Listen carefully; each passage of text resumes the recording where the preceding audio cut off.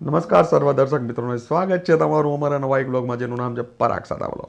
મિત્રો कोशिश दमदार होनी चाहिए, वक्त और किस्मत दोनों बदलते हैं। આ વાત સાથે આ ચીજ સાથે શરૂ કરીએ આજની નવી રેસીપી। મિત્રો શિયાળો છે, ઠંડી છે અને તરત થઈ જાય ને એવી વસ્તુ હોય એનું કારણ છે હોમ મિનિસ્ટર અમારા છે, એમની ઠંડી લાગતી હોય ને તો પારું આવા શિયાળામાં સરસ મજાનું હેલ્થી કાંઈ ખાવા મળે ગરમા ગરમ મળે ને ઘરમાં હાજર છે। આજે તમને સરસ મજાના પાલકના પરોઠા ખવડાવીશ, ગરમા ગરમ હેલ્ધી।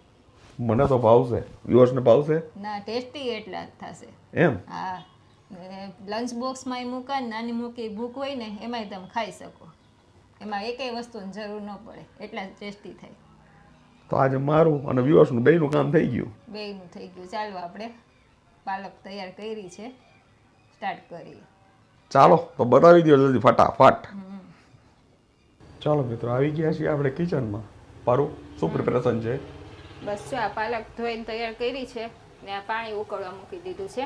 આપણે સૌથી પહેલાં 2 પાણી પાલક છે એને બ્લાન્ચ કરવાની છે। એ ગરમ પાણીમાં એડ કરી થોડુંક મસ્તું નમક એડ કરી દઈશું।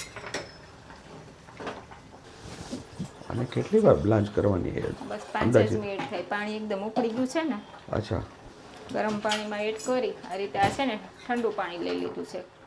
આપણે ફૂલ ઠંડુ પાણી એક બોટલ રાખીએ છીએ એટલા માટે, નકર બરફ એડ કરી દેવાનો। આ રીતે ડાયરેક્ટ ઠંડા પાણીમાં એડ કરી દેવાની અને એકદમ ચીલ્ડ હોવું જોઈએ। પારું એક પ્રશ્ન છે, પૂછું તમને? બોલો।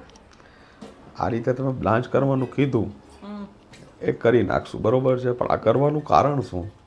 આ કરીએ ને એટલે પાલકનો ટેસ્ટ આવે બરોબર, નકર ઓમ પાલકમાં ઓમ કંઈ ટેસ્ટ ન આવતો હોય। આપણે મેથી છે તો એમાં સેજ કડવાશ હોય, આમ કરીએ ને એટલે પાલકનું જે ટેસ્ટ આવવો જોઈએ બધે આમ આપણામાં આવે પરોઠામાં। ચાલો આપણી આ પાલક ઠંડી પડી ગઈ છે। હવે આમાં શું શું એડ કરવાનું છે ને એ બતાવી દઉં।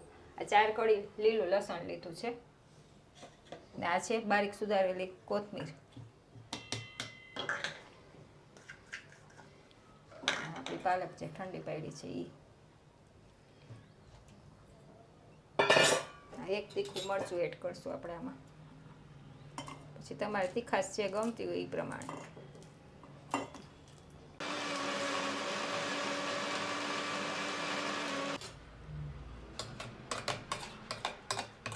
મસ્ત આવી ને સુગંધ, કલર એ સરસ થયો, કલર એ સુગંધ એ સરસ, કલરફુલ જ થશે આપણે પરોઠા। ચાલો હવે આપણે લોટ તૈયાર કરી લેશું। આ 2 વાટકા લોટ લઈ લીધો છે આપણે ઘઉંનો, ચારીને તૈયાર કરી લીધો છે આપણે લોટ। હવે એમાં બધા મસાલા એડ કરશું। આ છે નમક સ્વાદ અનુસાર, પછી હિંગ, છે હળદર પાવડર,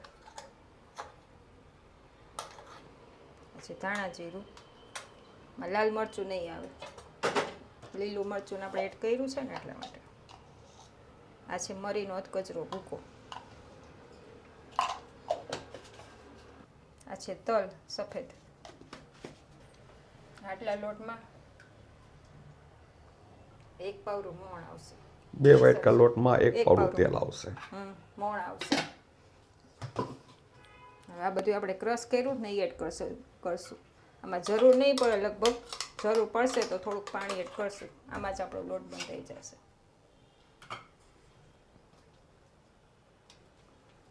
પરોઠાનો હોય ને એવો જ લોટ બાંધવાનો છે। વધેલી પાલકને લેવા માટે 2 ચમચી પાણી નાખ્યું હતું બાઉલમાં।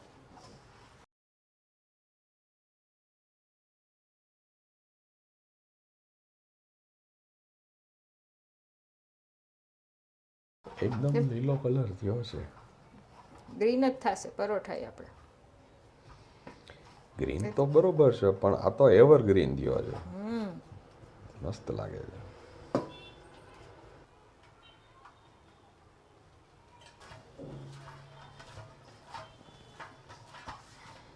ચાલો આપણે રોટ રેડી થઈ ગયો છે.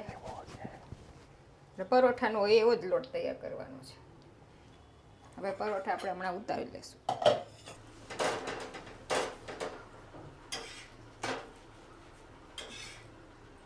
ચાલો આ રીતે આપણે બધાય ત્રિકોણ પરોઠા ઉતારી લઈશું.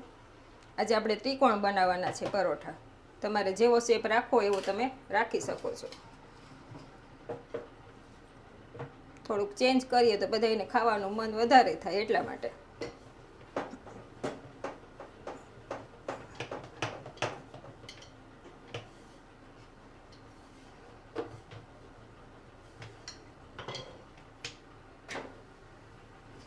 આ રીતે આપણે બધાય પરોઠા ઉતારી લેશું.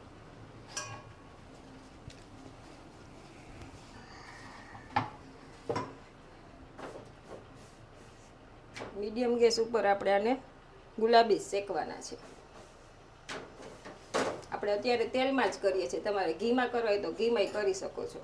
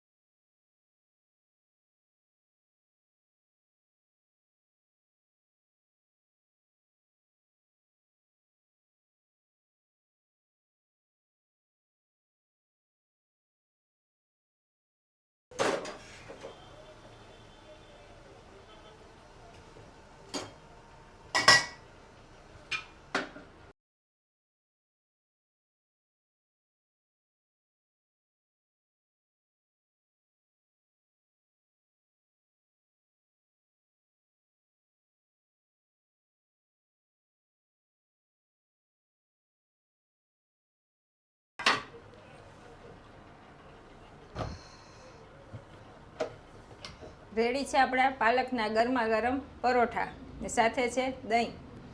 Thank you very much. Finally આપણા પરોઠા આવી ગયા છે. આવો નજીક આવો, કેવા મસ્ત થયા છે એ તમને બતાવું. એકદમ સોફ્ટ થયા છે, આવા મસ્ત. અને ટેસ્ટિંગ કરીને તમને બતાવી દઉં છું. અને દહીં રીતે આ રીતે ખાઈને તો ખાવાની ખૂબ મજા આવે.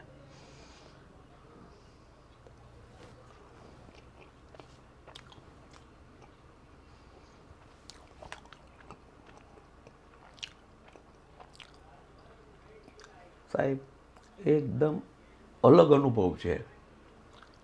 આમાં નાખેલા પાલકનો, લીલા લસણનો એકદમ સરસ મજાનો સ્વાદ આવે છે. અને તલ જે ભભરાવ્યા છે ને એનો પણ એક ટેસ્ટ છે. પણ ઓવરઓલ સરસ મજાની આ કાંઈ રેસીપી થઈ છે. આશા રાખી છે કે આજની આ રેસીપી તમને ખૂબ ગમી હશે. જો ગમી હોય તો વધુ લોકો સુધી તમે આને શેર કરજો, લાઈક કરજો. અને હા મિત્રો, જાતા જિંદગી એક બાજી છે, તેમાં હાર જીત એ નિશ્ચિત છે. પણ એ બાજીને કેમ રમવી ને એ તો તમારા હાથમાં છે. આ વાત સાથે, આ ચીજ સાથે ફરી મળીશું નવી વાત સાથે. ત્યાં સુધી તમે અમને રજા આપશો મિત્રો. તમે અમારા પોતાના છો એટલે તમને કહી છે કે તમે તમારું ધ્યાન રાખજો, તમારા પરિવારનું ધ્યાન રાખજો અને ખાસ સ્વસ્થ રહેજો. નમસ્કાર.